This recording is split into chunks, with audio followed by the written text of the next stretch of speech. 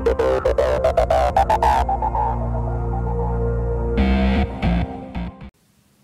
everyone, Quick Ninja Productions back with another video game review.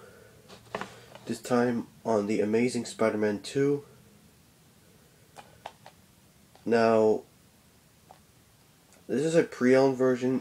If you haven't seen, I don't know if you can see it, but it says pre-owned.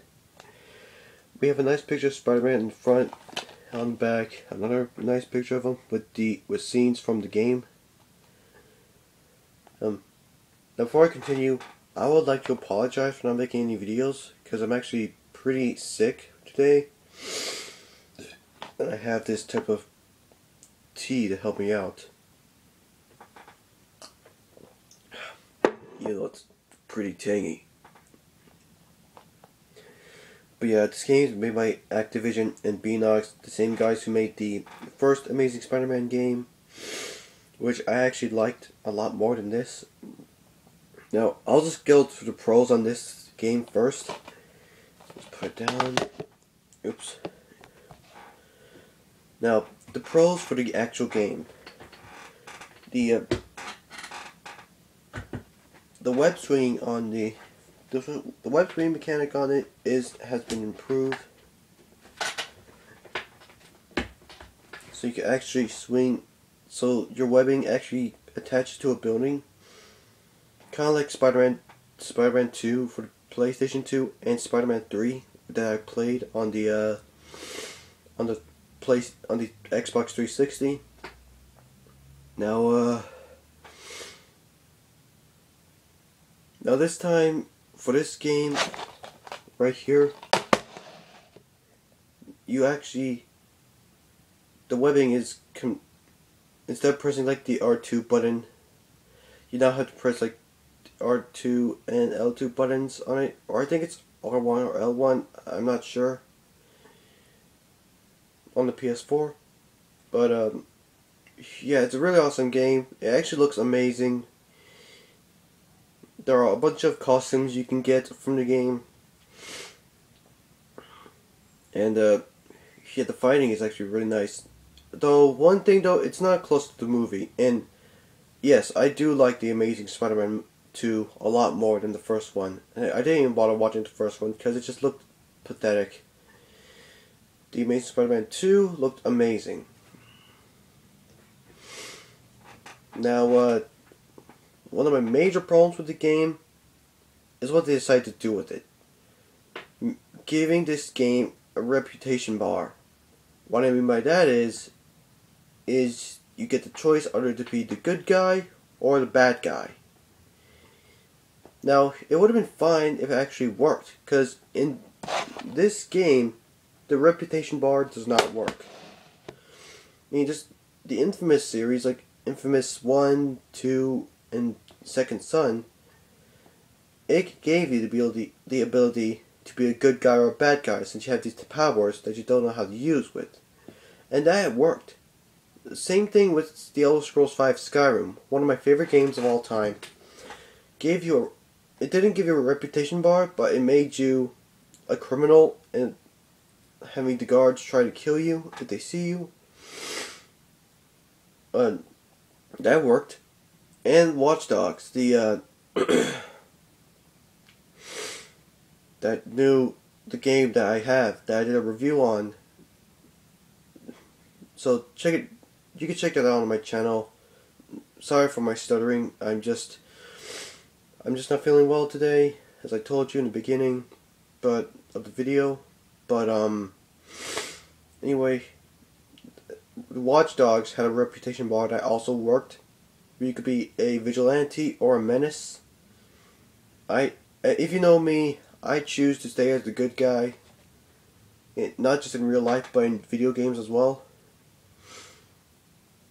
On this, it literally, there's these side missions in the game, petty crimes like saving people from a fire, beating up guys trying to break in or kidnap someone, stopping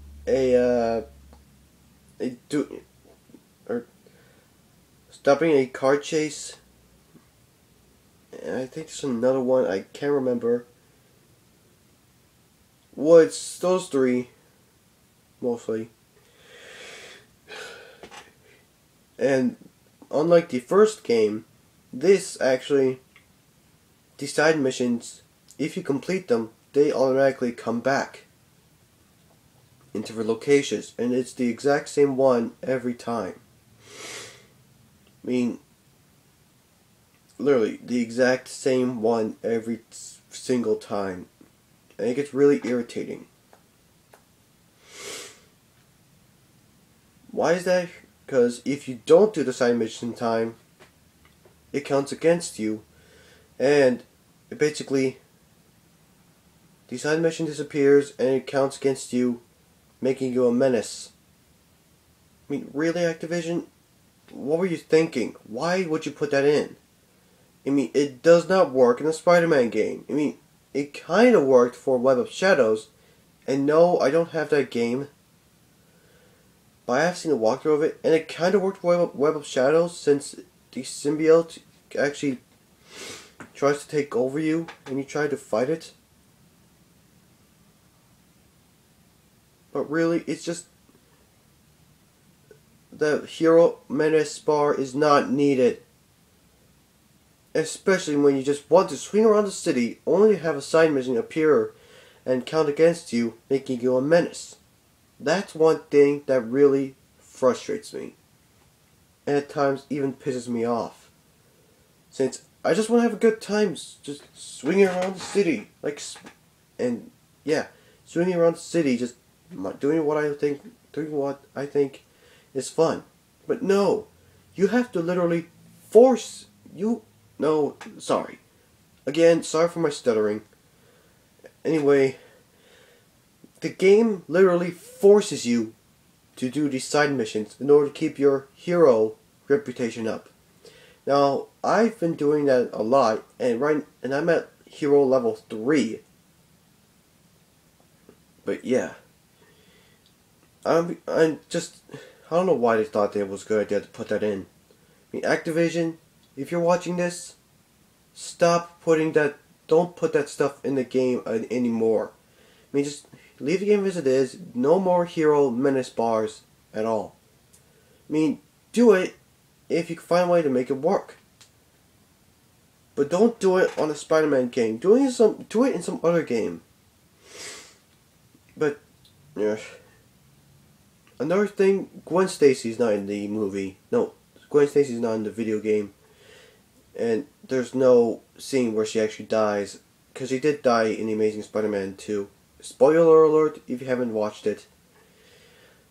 But yeah, Gwen Stacy was in the first game, but not in the second game. And just, I mean, I want to like this game a lot, because it is fun. But it's just really frustrating and repetitive having to go through the same side missions that you've done so many times just to stay as a hero. And the worst part is, the game literally has where you're a menace starting from level 1 to level 2 and finally to level 3. And level 3 is where Level 3 is where all hell breaks loose. Menace level 3 is where it all breaks loose. You basically have to keep doing these side missions, and even if you fail the side missions, it also counts against you. Makes you a menace again. Now, I've never failed a side mission at all. But really, the side missions are not needed. They are never needed. I mean, just give us a chance to just have fun. Just do everything. That's awesome. And if you hear something in the living room, my mom just came home. But seriously, if you're going to make this game an open world, make it fun. Have these side missions disappear so we can swing around the city. Of course, have some activities and collectibles to collect. I mean, the comic book pages are back. And again, like I said, you could collect different costumes for the game.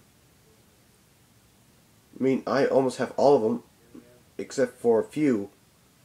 I downloaded the DLC pack for the costumes, as well as the, I think Yeah, it's called the Hornet.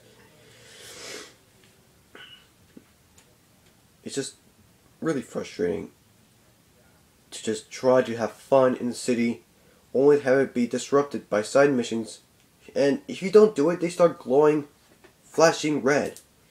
Yeah, the side missions flash red, which means you have to hurry up and get to the side mission before it disappears. Like I said, if you fail to get to it in time, it disappears and it'll make you a menace, decreasing your hero meter. Which I think is freaking bullcrap. I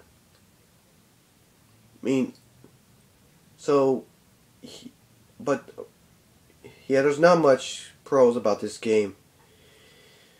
I mean, the story is okay, I guess. The story's okay. But if you know me, I don't really play games for the story. I mostly play them to have fun, have a good time. But yeah, this game would have been a lot awesome if they did not put in the hero menace bar in it and have the side missions disappear if you don't do them. I mean, seriously, just, or at least just have the menace meter fill up if we only fail the side mission. I mean, don't have it disappear if we don't do it. It's really frustrating. And I'm not the only one that's complaining about this. A lot of people don't like the way it's handled as well. And I guess a lot of people really hate this game. I mean, I like this game though. It's not perfect, but still. I mean, if you want to get this game, go ahead. If you don't, then, well, it's your choice if you want to get it. So, on to ratings. I give The Amazing Spider-Man 2 a 5 out of 10. Actually, no, 6 out of 10. Since it would have been a lot awesome if they didn't put in those extra features in. So, yeah. If you guys like this game, that's fine. If you don't like it, I will not count against you. Because it's if you respect my opinion, I'll respect yours. But anyway, that's all I can say about this game. Hope you guys enjoyed the review, and I'll see you next time.